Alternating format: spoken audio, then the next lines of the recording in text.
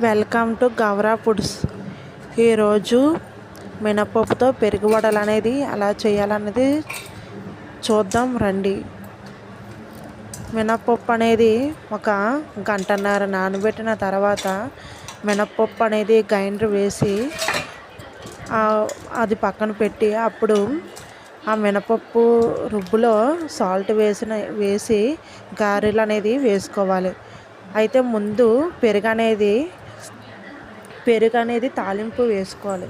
ఆవాలు, పోపు దినుసులు, ఎండుమిర్చి, కరివేపాకు, చిటికెడు పసుపు, కొంచెం ఒక స్పూన్లో సగం సాల్ట్ వేసి పెరుగు అనేది తాలింపు పెట్టి పక్కన పెట్టుకోవాలి.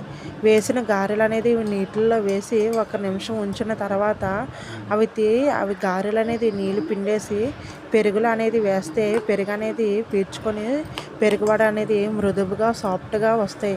సూపర్గా ఉంటాయి పెరుగు వడలు అనేవి. ఈ వీడియో మీకు నచ్చితే లైక్ చేయండి, షేర్ చేయండి, కామెంట్ చేయండి.